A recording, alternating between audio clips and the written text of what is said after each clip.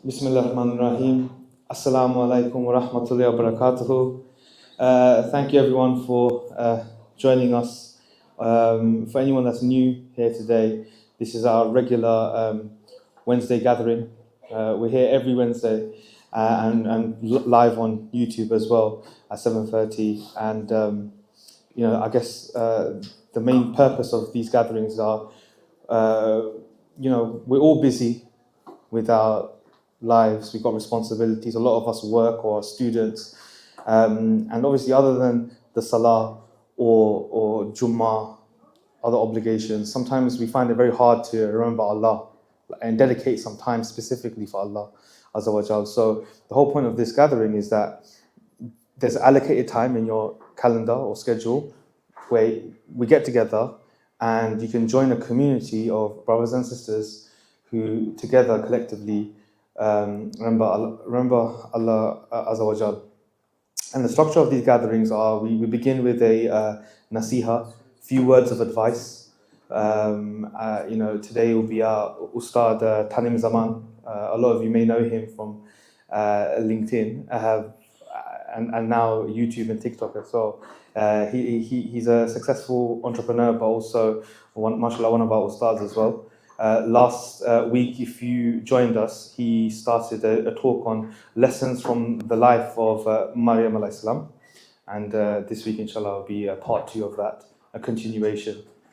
We usually begin with a talk, and then we follow that with some collective dhikr, which we will go through later, but essentially we remember Allah in a collective setting, inshallah. So just to go over some mindsets that one should have when coming to a gathering like this is one, to rectify your intention. Remind yourself, why is it you came here today? And essentially it should be for one purpose only, and that is to seek the pleasure of Allah.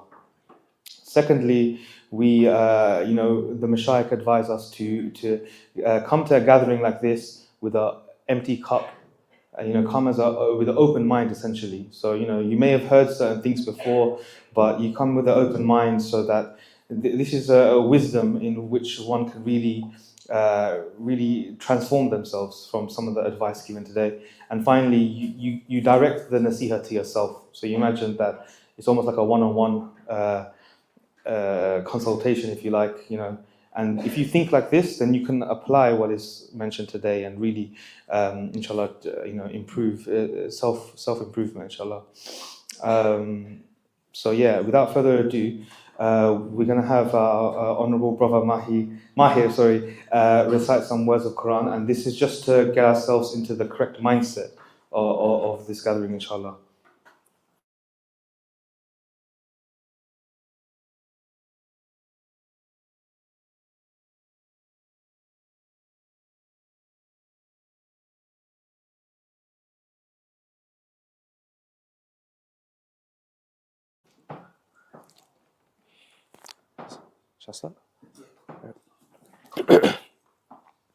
أعوذ بالله من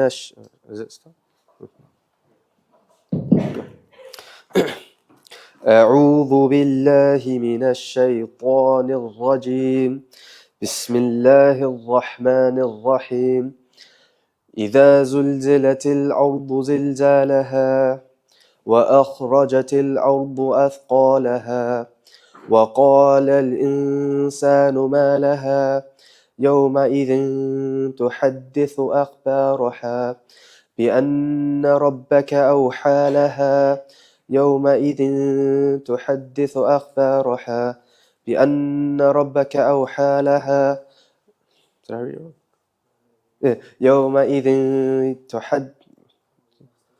يومئذ يصدر الناس أشتاتا ليروا أعمالهم فمن يعمل مثقال ذرة خيرا يره ومن يعمل مثقال ذرة شرا يره. بسم الله الرحمن الرحيم. والعاديات ضبحا فالموريات قدحا فالمغيرات صبحا فأثرن به نقعا فوسطن به جمعا إن الإنسان لربه لكنود وإنه على ذلك لشهيد وإنه لحب الخير لشديد أفلا يعلم إذا بعثر ما في القبور وحصل ما في الصدور إن ربهم بهم يومئذ لخبير صدق الله العظيم.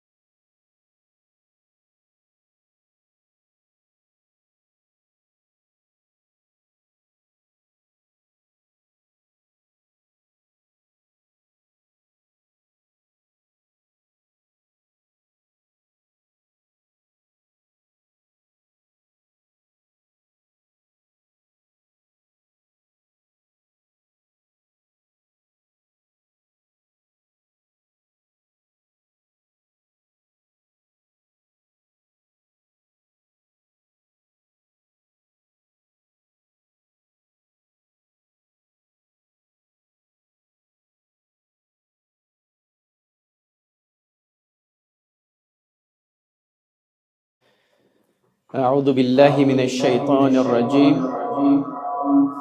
بسم الله الرحمن الرحيم الحمد لله رب العالمين والصلاة والسلام على الأشرف الأنبياء والمرسلين سيدنا نبينا وقرة أعيننا محمد وعلى آله وأصحابه أجمعين ربي اشرح لي صدري ويسر لي أمري واحلل عقدة من لساني يفقه قولي اللهم لا علم لنا إلا ما علمتنا إنك أنت العليم الحكيم.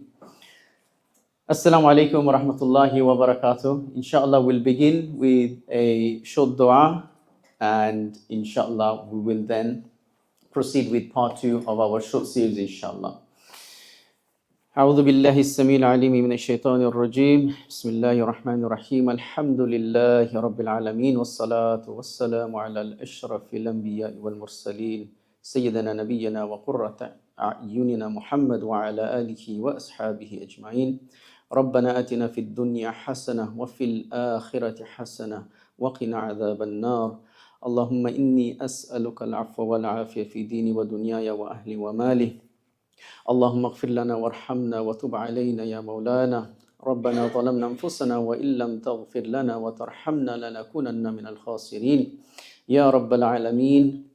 We have taken time out of our week, fulfilling our duties, pursuing your bounties, and we have come with the intention to please you, with the intention to come closer to you, with the intention of finding you, Ya Rabb. Allow us to purify our intentions, strengthen our intentions, and give us what we have come to seek, Ya Rabb. Ya Rabb, anyone who is partaking in today's gathering, give them closeness to you, give them blessings, remove their hardship, remove anything that is causing hurt to their heart and our heart, Ya Rabb, and grant us a facilitation and an acceleration towards you, Ya Rabb. Ya Rabb, we ask you to forgive every member in today's gathering and all of our relatives, our friends, and we also make a special dua for all those who are unwell or have recently passed away. There have been many news of your servants returning to you this week. Ya Rabbal Alameen, we ask you to accept them, and we also ask you to strengthen all of our brothers and sisters who are undergoing trials and tribulations and oppression and war, hunger and thirst. Ameen. Birahmatika ya arhamar rahimin. So last week, we spent a little bit of time speaking about the life of Maryam alayhi salam. And we actually spent the whole session not really talking about her life, but the lessons that we can take from the way that she was born. So not even her life, but her birth. And we sort of took 5 different lessons, although there were probably around 11 that I was able to learn when I looked into literally 5 verses of the Quran. And I'd like to start today by firstly reviewing those and secondly asking you some questions. We're going to have a quiz, inshallah. We're going to have a quiz and see who can help me with some interesting questions before we go on to 5 more lessons, inshallah, from her incredible life and her incredible story. You know, this is a story that is narrated and made timeless in the Quran. This is serious stuff, you know, subhanallah. For someone's life to be described and immortalized in the Quran, this is very, very, very significant. Now, the first lesson from last week was that her mother, Maryam alayhi salam, nobody really talks about her mother. Her mother made a vow and a promise to Allah subhanahu wa ta'ala that whatever is in my womb, I dedicate it to you and for your service, Ya Allah. Truly, you are the all-hearing, the all-knowing. So that child is dedicated for you as an act of devotion, an act of appreciation, an act of love, subhanallah. So that lesson was essentially thinking to ourselves, what kind of love do you have to have with your Creator to offer one of the most precious things a human can have, which is a child. Subhanallah. And I guess the lesson here is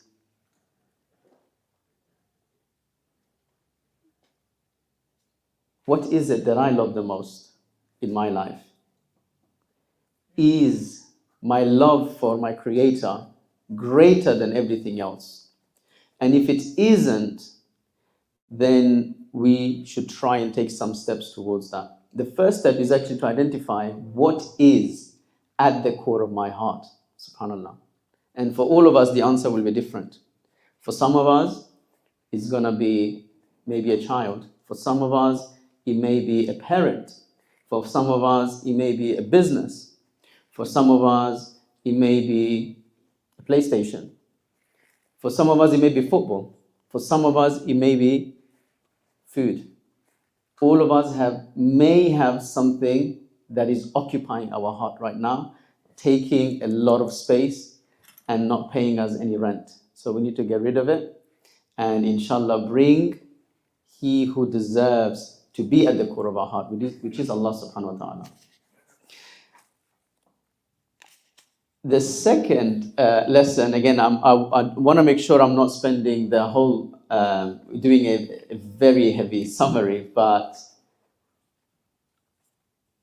it's an important lesson that Hannah, alayhi salam, the mother of Maryam, had a vision for her child.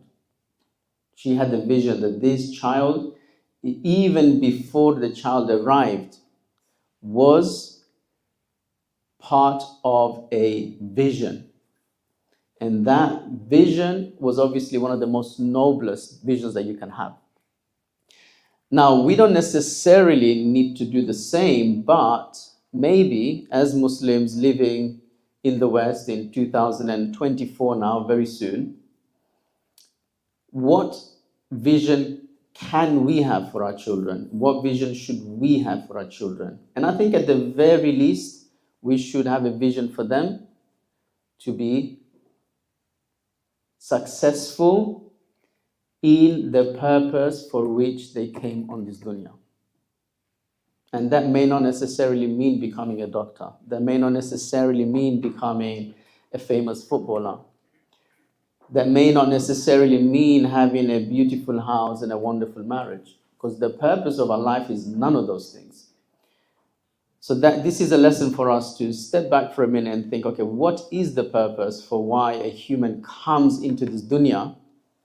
And am I going to design a vision and a path and a plan for my child that allows him or her to achieve that, inshallah.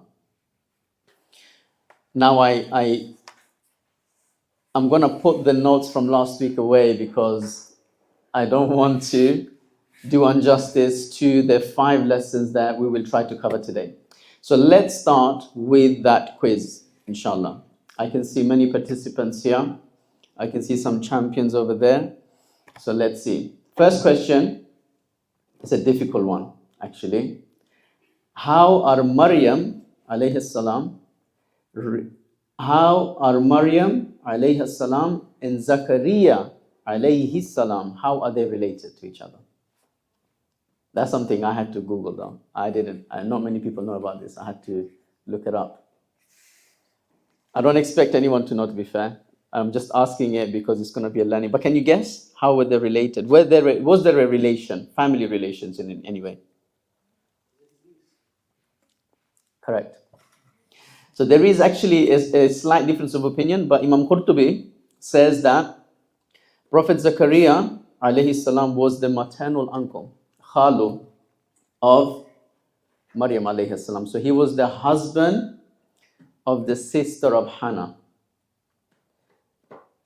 And this is interesting because when you think of a young female child being given to the care of someone else, it can't be a stranger.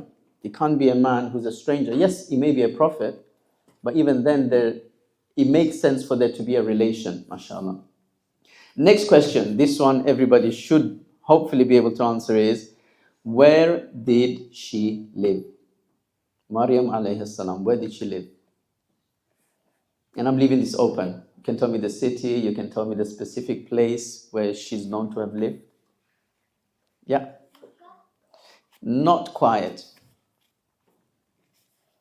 Where did she live?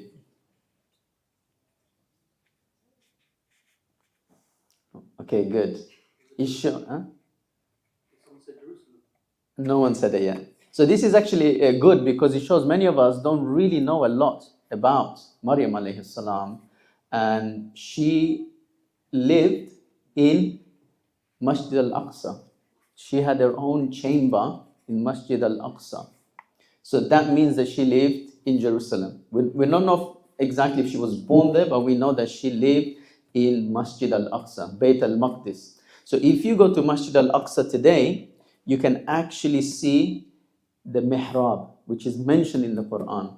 The mihrab of Maryam alayhi salam. You can see the chamber where she used to live, where she would do her prayers, her qiyam. And she also would work around, do any type of help and maintenance of the mosque. It was a sanctuary.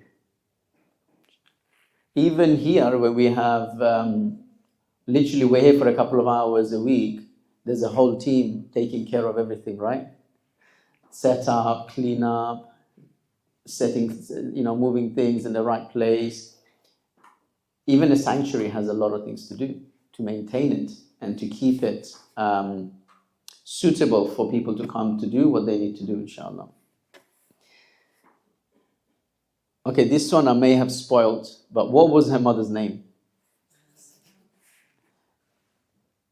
Yes, mashallah, fantastic. Hannah radiallahu anha. What did Hannah radiallahu anha, alayhi salam, what did she promise to Allah subhanahu wa ta'ala when she was pregnant? I've written this one as well. What did she promise? Yeah.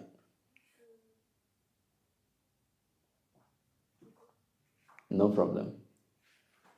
Yeah. To give her child in the service of Allah. To offer her unborn child for the service and worship of Allah subhanahu wa ta'ala.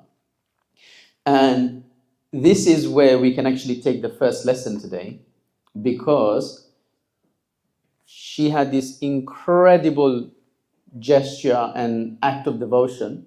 She must have made lots of dua as well, that I want my child to be in the service of God and the religion.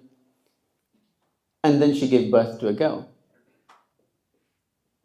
SubhanAllah. Obviously, there was a little bit of a shock. And in the Quran, last week we went through it, that she was obviously quite apologetic that, oh Allah, I've actually given birth to a girl, and the girl is not the same as a boy. Because obviously, like we mentioned last week, the public service, any type of public service, public worship, usually done by men. Very unusual in any type of Islamic civilization or any type of throughout history. Yes, you have Christian nuns, but I'm talking like real history going way back. It was typically done by males. And this is the first lesson, because here is a woman who is the wife of a prophet. She's the wife of Prophet Zakaria alayhi salam. She was a pious woman herself, and she's dedicating her unborn child for the worship of Allah subhanahu wa ta'ala. Was her wish accepted? At face value, was her wish accepted? At face value, when this is your goal and you're now have been blessed with a girl, many people may say, actually, that's a little bit of a curveball. How are you going to leave a girl to be a servant of Allah in a sanctuary for her whole life? It's never happened before. But what actually happened, subhanAllah, is that she was given so much more. So she wanted her child to be a servant of Allah. What was she given? She was given a child who will become the best woman in history. And that woman will then go on to give birth miraculously to another prophet. SubhanAllah. One of the most significant prophets. How many people know, follow, and love Jesus, Prophet Isa alayhi salam? So this is lesson 1, which is sometimes Allah subhanahu wa ta'ala may not give you what you are asking. He's actually going to give you a lot better. You just have to wait. You just have to wait. Maybe we're asking for something and it's been a while. And it's been a while and nothing's happening. Or you got something but it's not what you expected. Just wait and see. Just wait and see. Because Allah is the best of planners.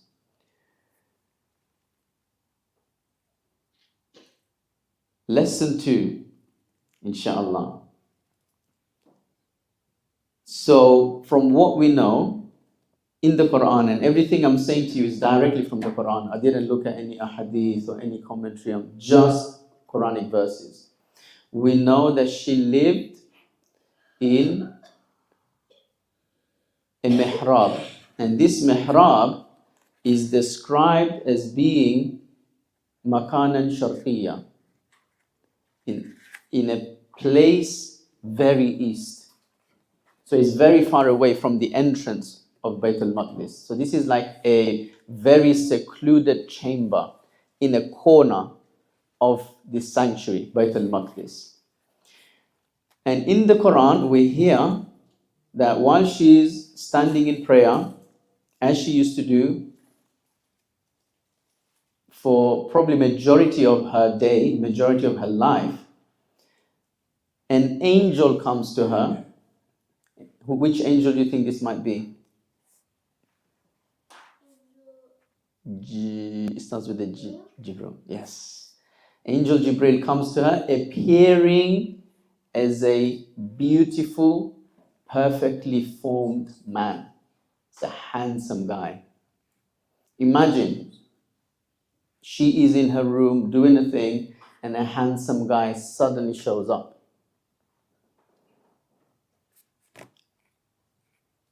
What, you're like, is my hair looking okay? Let me just put something, I still got my PJs on, let me put something nice. No, that was not the reaction. And that's a completely normal reaction. We want to, we're not gonna, if somebody good looking comes to you, not gonna go run away the opposite direction. As a human being, we welcome that, and there's nothing wrong with that. But look at her reaction. Her reaction immediately was, A'udhu billahi minash shaitanir rajim. I seek refuge from Allah. Leave me alone if you are God-fearing. Straight away, her reaction was one of modesty, was one of piety. And that's something we can all learn something from. Because this translates into every type of interaction. Yesterday I was in Westfield and I was buying some jumpers and my wife was waiting outside and she was like, why were you flirting with the lady at the till? I'm like, I was just speaking to her and explaining why I'm using a gift card. I didn't do anything wrong. I'm just sharing that it's normal to speak nicely to someone. But what is her reaction? A'udhu billahi minash shaitanir rajim. Subhanallah. That is piety. That is piety. Subhanallah. Subhanallah. In fact, she is described in the Quran, ahsanat farjaha. It talks about purity, it talks about chastity here. And subhanAllah, we live in times where, forget teenagers, 13-year-old girls are beautifying themselves and posting themselves for the eyes of God knows who on social media. So these are values, these are ways of thinking that are slowly eroding away. Slowly eroding away. So here's a lesson for men and women alike. A strong emphasis on modesty and strong emphasis on purity. Lesson number 3, inshallah. Surah Al Imran, verse 37. We have pretty much a narration of her life, subhanallah. And in this verse in particular, it says that every time Zakaria alayhi salam entered the mihrab, so the mihrab is her room, is her private chamber, he found her with some food and fruits that were out of season. They were not supposed to be there. So he asked her, Ya Maryam, from where have you got this? And her response was, Huwa min indillah. This is from Allah. Verily Allah provides sustenance to whom He wills, bighayri hisab, without limit, without measure, without limitation. And I take a lesson from her response that yes, these grapes may not be in season, but nothing is impossible for my Lord, is it? Is anything impossible for Allah? So we should operate in that way, that if you want to put your children through education without university loans, is that hard for Allah to help you? No. If you want to get on the property ladder without interest, is it hard for Allah to help you do that? And He provides to whomever He wills without limit. بِغَيْرِ حِسَابٍ. So when you're asking a king, don't ask small. If you're asking a king, don't ask for a small coin, ask big, because he is Ar-Razzaq. Everything that comes on our plate in front of us, everything is from Allah subhanahu wa ta'ala, and He can give without limit. Very important lesson that Maryam alayhi salam is teaching us, that He can give without limit. So do not put any limits on what He can give you. Whatever you want, you can times it by 10. And it won't even be a drop in the treasury of Allah subhanahu wa ta'ala. You can times it by 100. So when we ask for health, for children, for job, for income, for housing, for a car, for business, let's ask big, because there's no limit to what He can give us, inshallah. So lesson 4, let's talk about her chamber, this mihrab. This is where she lives. So from when she was handed over from her parents to the sanctuary, she lived in this chamber under the care and guidance of Zakaria alayhi salam, who was also, of course, a prophet.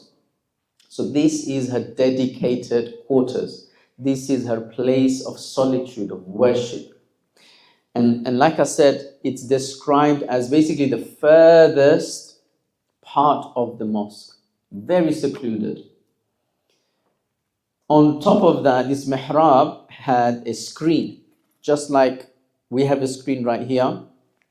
So now the question is, why was she in a secluded place in the most furthest part of the mosque with a screen on top of that? What could be the possible reasons why that is her chosen place for where she's going to live for many, many, many, many, many years to come? Help me out, inshallah.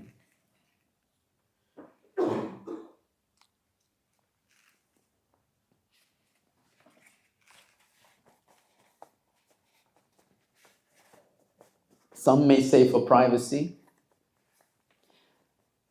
But really and truly, this is about removing all distraction. This is about focus. This is about being able to give undivided attention. To who? To the one who she's there to worship. This is a show of dedication. This is a show of respect. This is a show of prioritizing. That Allah, I am going to remove all distractions. I'm going to remove myself from normal life, from civilization, as much as I can. For what? So then I can dedicate my attention to you.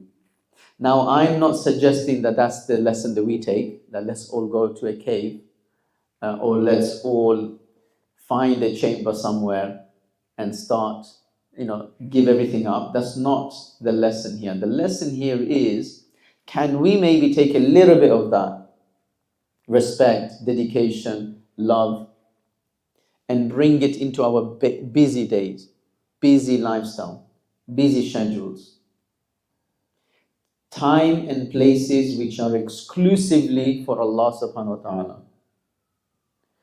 Because nowadays, subhanAllah, we live in times where sometimes even our prayer is rushed. We're praying in the office, we're praying at home, children running around, the TV is on. We're just getting it over and done with so that we can get back to our duties, our jobs, our roles, our errands. So where is that time and that place of exclusiveness with Allah subhanahu wa ta'ala? Do we have that?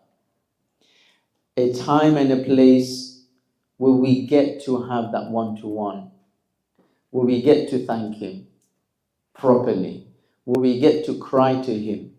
Will we get to complain to Him? Will we get to ask Him for guidance, ask Him for strength? Will we get to ask Him for solutions? We need to be careful not to fall into a routine, a mindless routine of worship and life, where we're just doing it because we have to do it, but there's no mindfulness, there's no consciousness, there's no clear intention or clear presence when we are performing these acts. It just becomes a ritual. So we may not be able to worship and live in solitude like she did, but we can take a small piece of that, inshallah, and try to implement it in our busy lives. And this is where a practice of muraqabah or a practice of munaja, which is an intimate conversation with your Lord for 5 minutes, 10 minutes, 12 minutes, 8 minutes. Very, very, very important. So when could be a good time to have that exclusive time slot? Let's say it's 10 minutes. When would be a good time? After Salah? Any particular Salah? After Maghrib? For some of us, Maghrib is when things are quietening down. We can easily sit down for 10 minutes, no distractions. Any other times? Were you going to say something? Fajr. What time is Fajr? Yeah, early morning. Early morning. That's usually a great time. Because if we just wake up 15 minutes earlier and give ourselves that bit of time, then it's very doable actually. It's quite doable to have that exclusive time. You know, a lot of people, even non-Muslims, they say that I like to have my meeting, my non-negotiable meeting with God every day. Even non-Muslims have this concept. Christians, Jews. I know a lot of very successful people who meditate for 45 minutes every day and they don't even believe in a God. They have no loyalty to God. But they somehow find time to sit there quietly, turn everything off, and dedicate 45 minutes without fail. For what? Just for their mental health. Just so they can perform better. SubhanAllah. So that really puts people like myself, you know, it's a shame on me that if they can do it for 45 minutes, can I not find 12 minutes for my Lord? So that's really a lesson and a reminder to myself, inshallah. So let us schedule the time in and let us have that special one-to-one time and see how it changes your life, inshallah.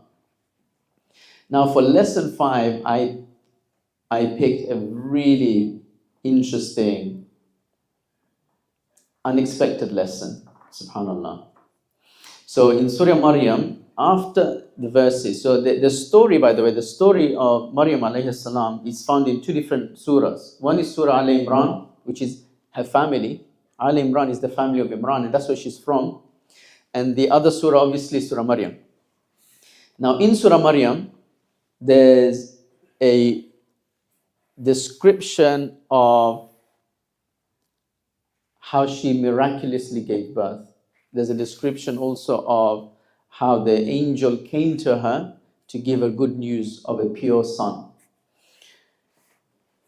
So after the verses explain how the angel came to her with good news of a pure son, the verses continue to say that when she conceived him, she secluded herself in a remote place. When the pains of the pregnancy, the pains of labor came upon her, she's all by herself in a remote place and she's leaning against the trunk of a palm tree. And the pain gets so severe that she says, and this is in the Quran, I wish I had died before this and been completely forgotten, which is a saying, it's basically a way of saying, I am in incredible pain. This is too much for me to bear. And as we know, the pain of labor is something very, very intense. And that's the reason why any child cannot repay their parents.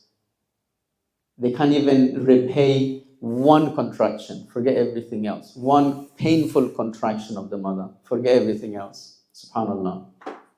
A truly difficult experience. And then something interesting happens. That a voice came and said, do not worry. Your Lord has placed a stream beneath you.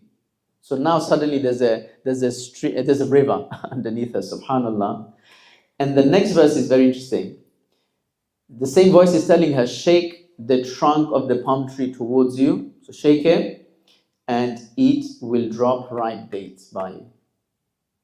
So here's two questions which came to me straight away, which is, hold on, if Allah can make a stream appear under her feet, why can't we just get some dates with that as well?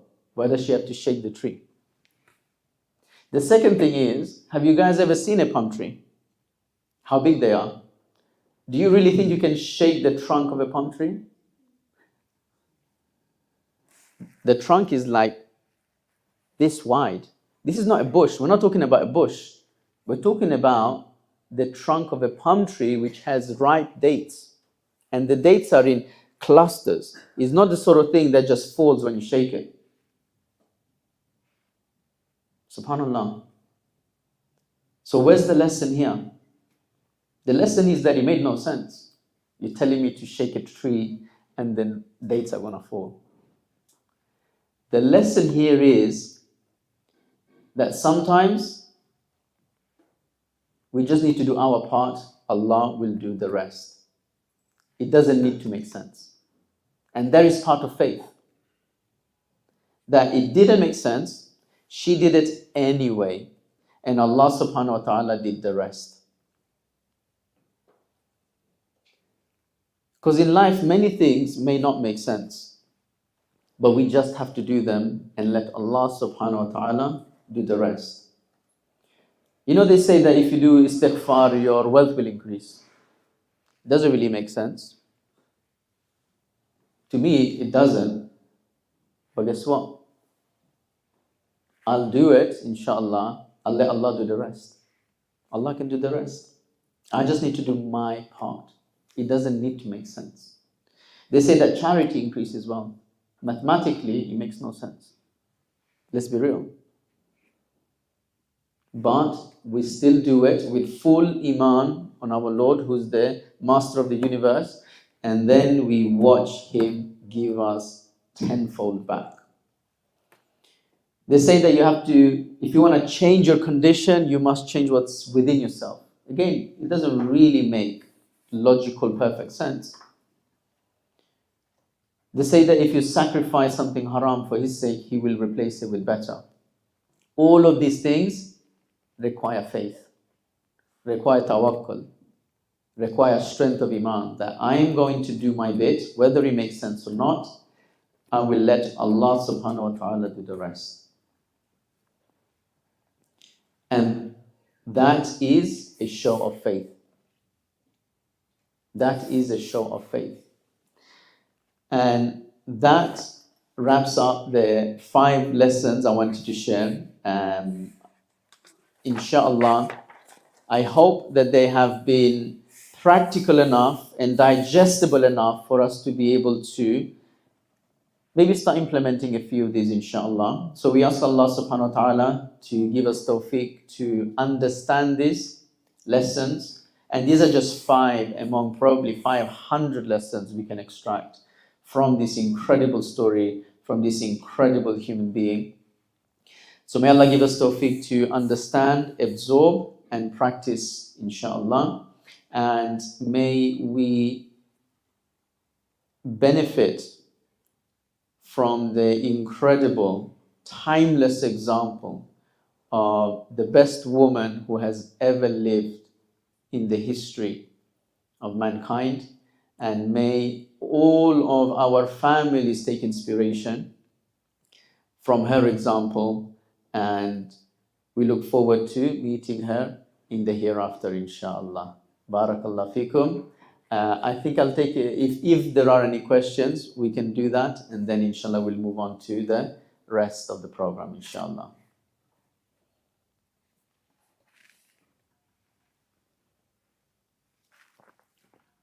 Okay, perfect. No questions.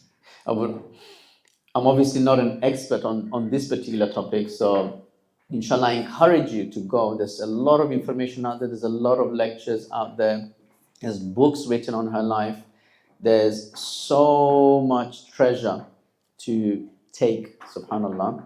So with that, inshallah, let us move on to my favorite part of the gathering, which is the circle of remembrance. Barakallah fikum, subhanakallahumma wa bihamdik, ashhadu an la ilaha illa anta astaghfiruka wa atubu ilayk.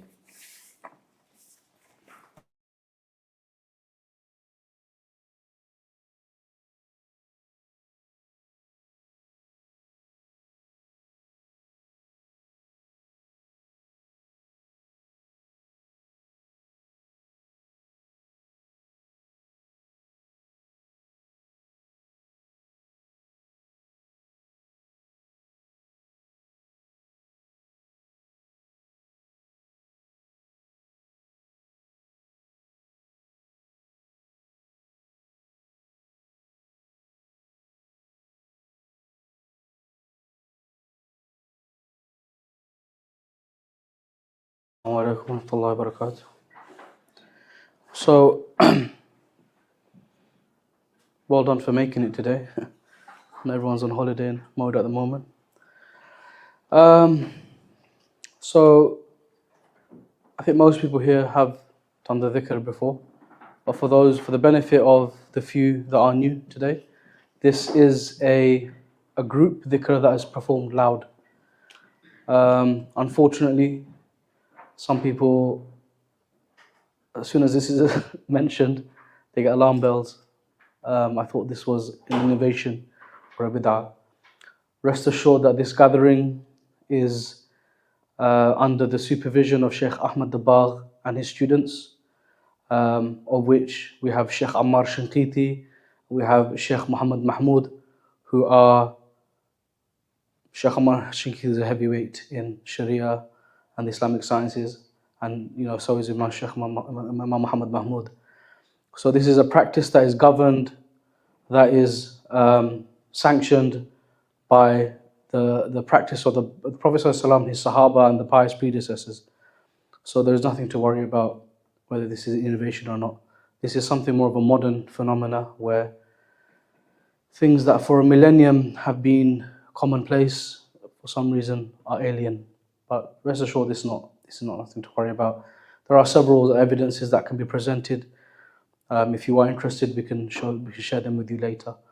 And if Imam Muhammad's back next week, you can grab him. Since he's a scholar, he's best placed to discuss hadith evidences and so on and so forth. But rest assured that this is not an innovation, as some people may say. Secondly, the purpose of the dhikr is to, as Brother Danyan mentioned, to rekindle our focus and our relationship with Allah by remembering Him with our tongues and with our hearts. So it's not something that we just parrot with our tongues, but our minds and hearts need to be engaged at the same time. The way we do that, because some people, it's an easy thing to say, but in practice, one can find their concentration wavering. So we employ different techniques to help maintain concentration. Of those techniques, we have one which should be employed in all circumstances, but particularly when we're when we're performing any act of worship. It's something that the Mashayikh call the 3 keys, which is to remind ourselves that Allah is with me, Allah is watching me, and Allah is hearing me. And to refresh this mindset or this three things throughout the process of the dhikr. Secondly, it's to use the power of our imagination. There's nothing wrong with that. It's encouraged. Allah gave us imagination for a purpose. It's not an arbitrary element of our lives. So, and what better way of using imagination than to use it to get closer to Allah subhanahu wa ta'ala and to remember Him. So we don't know how Allah looks, but we know how His name what His name looks like. So what we could do is imagine Allah's name written above us, and His name, from His name, light is penetrating our hearts and engulfing. And this is just a symbolic way of imagining Allah purifying us, Allah having mercy on us, Allah forgiving us, so on and so forth. And then, and employing these techniques just to, when shaitan gives you waswasa, when your nafs gives you waswasa, is to re-engage, inshallah. So we'll turn the lights off. The only reason we turn the lights off is for concentration. There's no other reason, so don't be alarmed.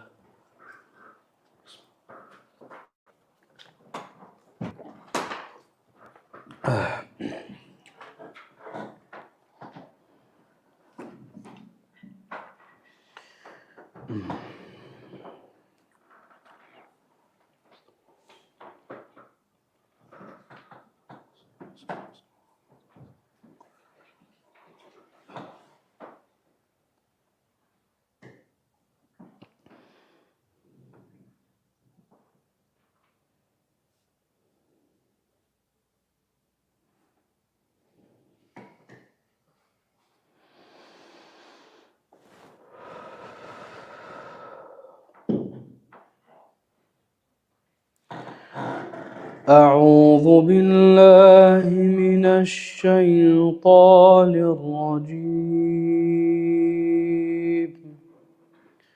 بسم الله الرحمن الرحيم. الحمد لله رب العالمين. الرحمن الرحيم. مالك يوم الدين.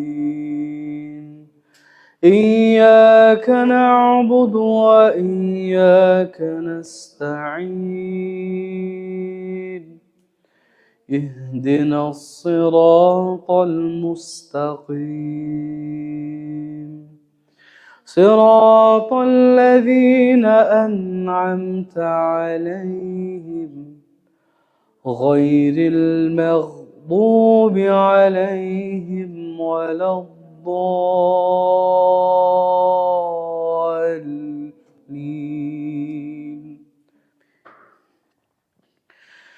الله لا إله إلا هو الحي القيوم لا تأخذه سنة ولا نوم. له ما في السماوات وما في الأرض. من ذا الذي يشفع عنده إلا بإذنه. يعلم ما بين أيديهم وما خلفهم ولا يحيطون بشيء من علمه إلا بما شاء.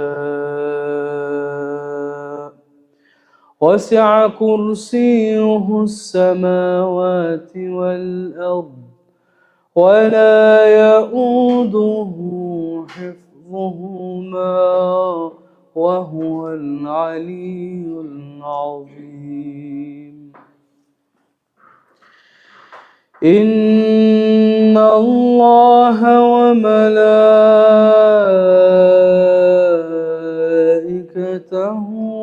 يصلون على النبي. يا أيها الذين آمنوا صلوا عليه وسلموا تسليما مولاي صل وسلم دائما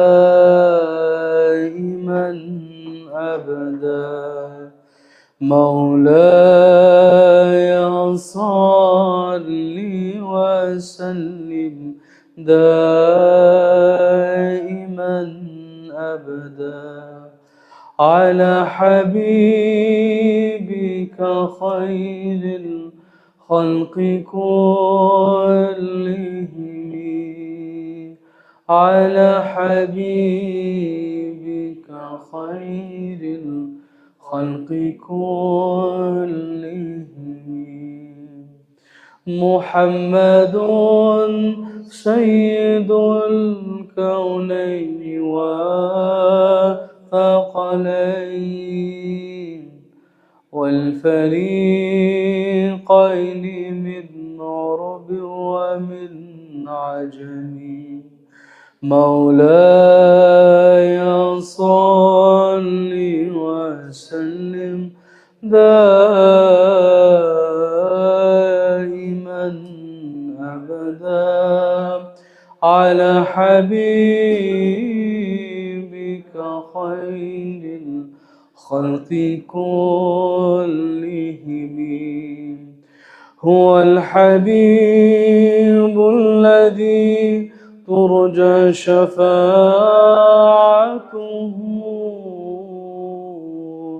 لكل هول من الأهوال مقتحم مولاي صل وسلم دائما أبدا على حبيبك خير الخلق كلهم على حبيبك خير الخلق كلهم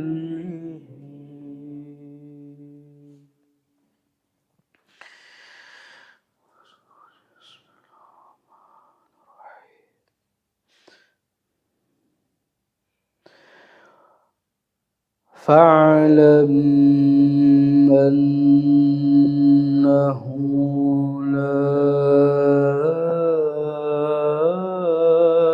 إله إلا الله محمد رسول الله فاعلم أنه لا إله إلا الله لا إله إلا الله لا إله إلا الله لا إله إلا الله لا إله إلا الله لا إله إلا الله لا إله إلا الله لا إله إلا الله لا إله إلا الله لا إله إلا الله لا إله إلا الله لا إله إلا الله لا إله إلا الله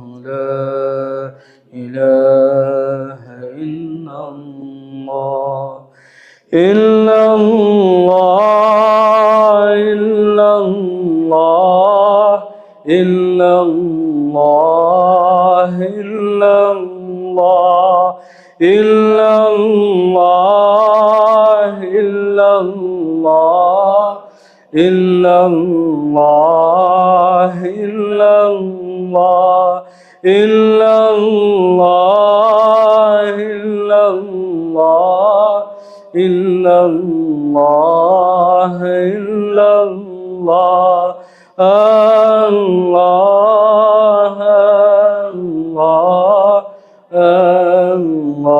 الله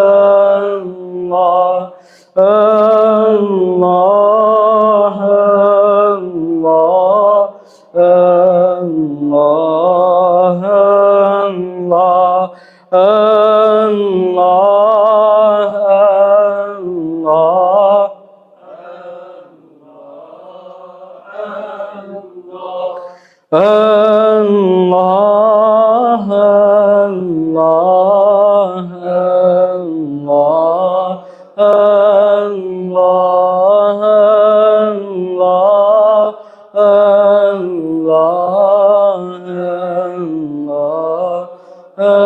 الله لا إله إلا الله لا إله إلا الله لا إله إلا الله لا إله إلا الله لا إله إلا الله لا إله إلا الله لا إله إلا الله لا إله إلا الله لا إله إلا الله لا إله إلا الله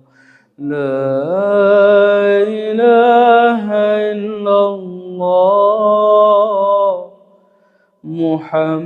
محمد رسول الله صلى الله عليه وسلم. أستغفر الله العظيم أستغفر الله العظيم الذي لا إله إلا هو الذي لا إله إلا هو الحي القيوم الحي القيوم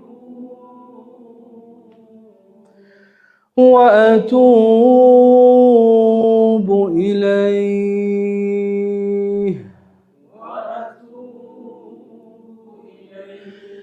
أستغفر الله العظيم أستغفر الله العظيم الذي لا إله إلا هو الذي لا إله إلا هو الحي القيوم الحي القيوم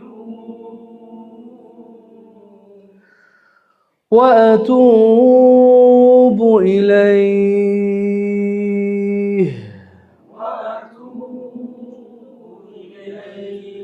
أستغفر الله العظيم أستغفر الله العظيم الذي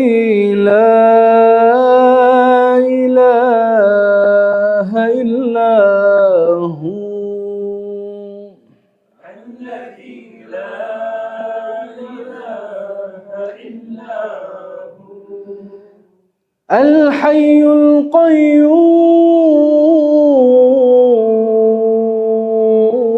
القيوم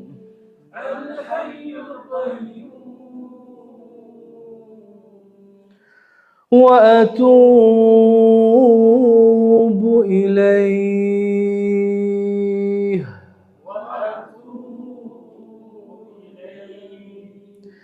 أستغفر الله العظيم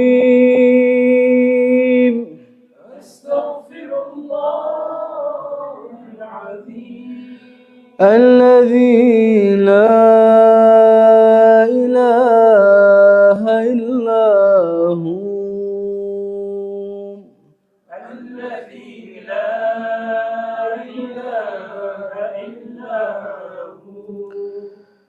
الحي القيوم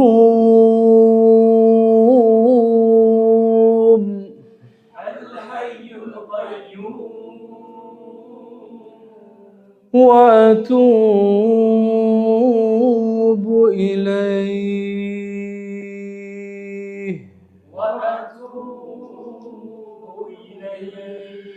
لا إله إلا أنت سبحانك إني كنت من الظالمين لا إله إلا أنت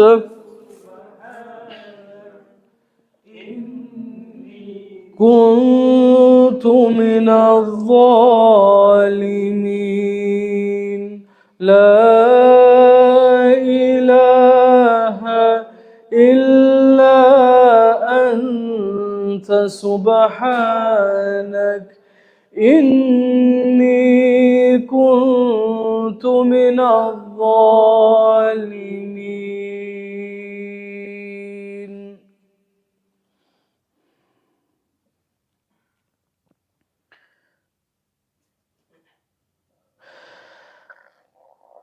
حسبنا الله ونعم الوكيل نعم المولى ونعم النصير حسبنا الله ونعم الوكيل نعم المولى ونعم النصير حسبنا الله ونعم الوكيل ونعم المولى ونعم النصير صلى الله على محمد صلى الله عليه وسلم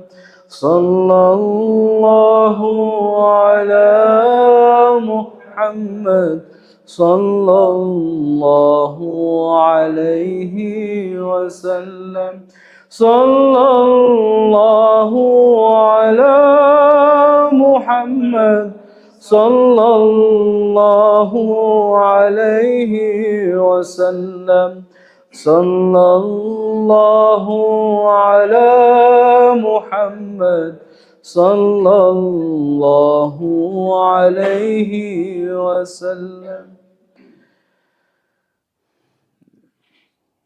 يا نبي سلام عليك يا رسول سلام عليك يا حبيب سلام عليك صلوات الله عليك يا نبي سلام عليك يا رسول سلام عليك يا حبيب سلام عليك صلوات الله عليك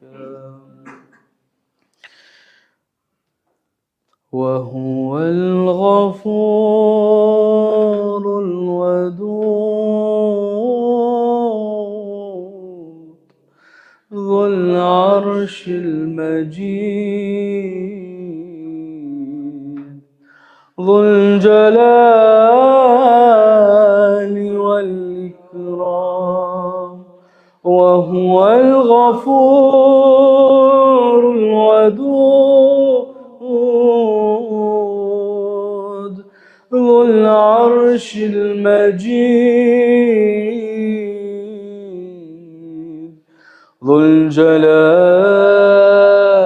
والإكرام ذو الجلال والإكرام ذو الجلال والإكرام اللهم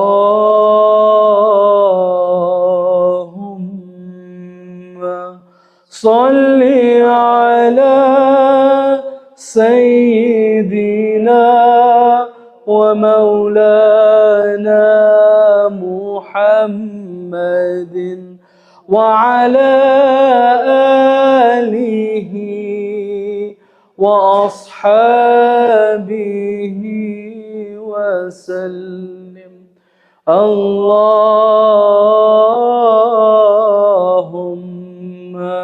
صل على سيدنا ومولانا محمد وعلى آله وأصحابه وسلم اللهم آمين. أعوذ بالله من الشيطان الرجيم. بسم الله الرحمن الرحيم. والعصر إن الإنسان لفي خسر إلا الذين آمنوا وعملوا الصالحات وتواصوا بالحق وتواصوا بالصبر. صدق الله العظيم. اللهم صل على سيدنا ومولانا محمد وعلى آله وصحبه وسلم تسليما. يا ربنا لك الحمد كما ينبغي لجلال وجهك ولعظيم سلطانك. سبحان الله وبحمده عدد خلقه ورضا نفسه وزنة عرشه ومداد كلماته. اللهم يا ربي بجاه سيدنا محمد بن عبد الله صلى الله عليه وسلم اجمع بيننا وبين سيدنا محمد بن عبد الله في الدنيا قبل الآخرة. ربنا ظلمنا أنفسنا وإن لم تغفر لنا وترحمنا لنكونن من الخاسرين. اللهم إنك عفو كريم تحب العفو فاعف عنا يا كريم. Allahumma ameen, Ya Arhamar Rahimeen. Allah forgive us and accept this gathering from us, Ya Arhamar Rahimeen. Allah, our intentions, our concentration wavers, Ya Allah, every action of ours has blemishes and is imperfect, Ya Arhamar Rahimeen. Only you are perfect. So forgive us, Ya Arhamar Rahimeen, and accept this deed as if it was done in the most perfect possible way that we could have done, Ya Rahman Rahim. Allah, forgive us for our shortcomings. Allah, bless the people that have made time to come today during their holiday. We noticed that most of those who have attended today are single. So Allah, give them pious and righteous spouses, Ya Rahman Rahim. Allah, Ya Rahman Rahim. Allah, those who are married and have families, Allah, give us the strength to overcome any challenges that we may have or will have in the future, Ya Rahman Rahim. Allah, Allah, give us pious and righteous offspring who become the coolness of our eyes and the coolness of your eyes and the eyes of your beloved Messenger Sallallahu Alaihi Wasallam. Ya Arhamar Rahimeen, bless our families, our parents, those who are living, those who have passed, our grandparents and foremothers and forefathers, Ya Rahman Rahim. Allah, our siblings, our extended family, Ya Rahman Rahim. Allah, and our friends in our community, Allah, bless us all. Any relationships that have been severed and are strained, Ya Rahman Rahim. Allah, allow a way of reconciliation in a manner which pleases you most, Ya Arhamar Rahimeen. Ya Hayyu Ya Qayyum, forgive us, Ya Hayyu Ya Qayyum, forgive us, Ya Hayyu Ya Qayyum, forgive us for the sins that we commit with our tongue, our eyes, our hands, Ya Arhamar Rahim Allah. Allah bless those whom we have wronged, Ya Arhamar Rahimin Allah. We cannot ever compensate in a manner that is just, Ya Arhamar Rahimin Allah. Only you can. You are the true, and you are the just. You are the most just, Ya Arhamar Rahimin Allah. Forgive us all, Ya Arhamar Rahimin Allah. And if we harbor any grudge, any animosity to any of your servants, Allah, allow us a way of coming to terms with any issues, Ya Arhamar Rahimin Allah. Only for your sake and only for your pleasure, Ya Arhamar Rahimin Allah. Ya Hayyu Ya Qayyum, all our brothers and sisters suffering around the world, in places which are known, places which are at the forefront of our attention, and places that we forget. Allah, you know who is suffering, you know their condition, and you are the best of helpers, Ya Arhamar Rahim Allah. So help them and forgive us for our weakness and our inability to do anything substantial, Ya Arhamar Rahim Allah. Give us the tawfiq to one day aid all those who are suffering around the world, Ya Arhamar Rahim Allah. Ya Hayyu Ya Qayyum, those amongst them who have passed away, Allah, and accept them among the ranks of your shuhada and your salihin, Ya Rahman Rahim Allah.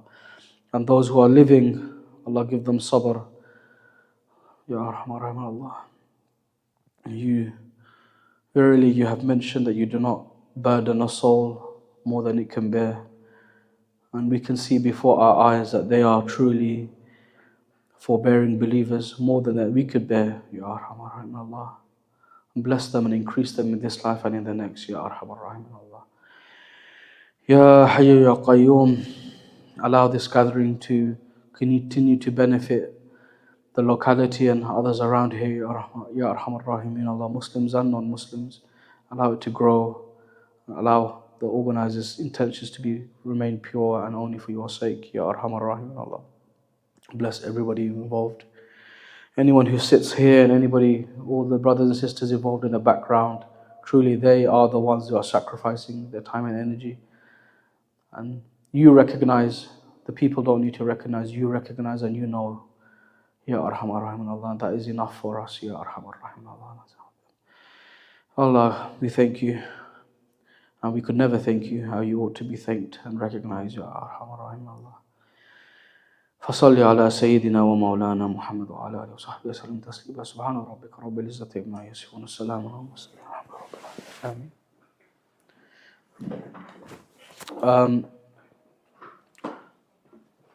Bismillah ar-Rahman ar-Rahim.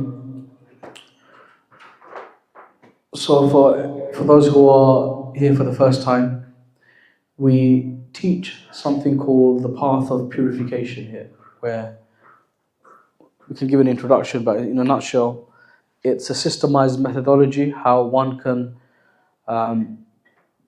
get rid of sins and bad habits and replace them with the character and practice of the Prophet ﷺ. This is a mentoring scheme, free of charge. We call it a course, but it's really it's daily life. So there's a systemized approach that we teach here. Our main teachers, Ustadh Ibrahim, Ustadh Harun, and Ustadh Sheikh Muhammad Mahmoud, they are currently abroad. Ustadh Ibrahim has gone to Brazil for dawah. And Imam Muhammad and Sheikh Harun are in Umrah also for dawah. So they're fully engaged all the time, whether it's here or whether it's elsewhere. But they are our main mentors in London locality. But if you are interested, you can come and sit here at the front now, or you can just message one of the admins in the WhatsApp group at any time that you want an introduction, and then we can arrange a call, inshallah, as well. So it doesn't have to be today, it can be any time. But obviously, if you're having the inkling that you want something to do, shaitan usually delays, because it's not through attaining fa'ala yaf'alu that you by that I mean attaining knowledge that you get closer to Allah.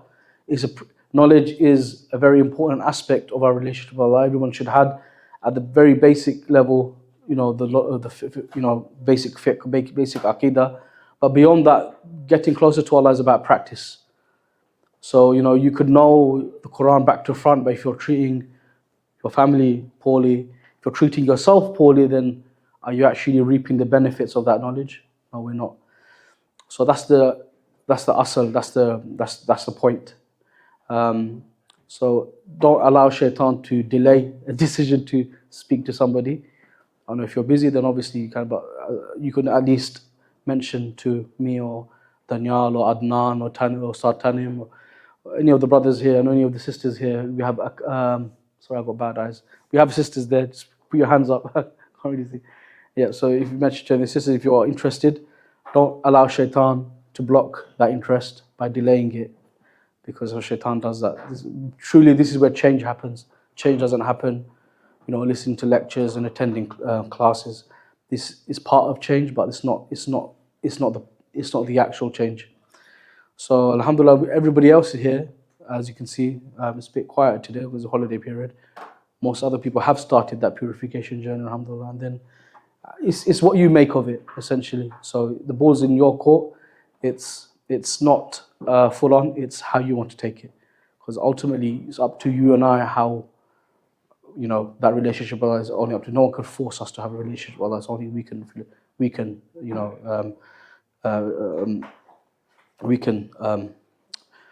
pursue that. So Jazakumullah khair. That's it for today. Look out for some announcements in the new year.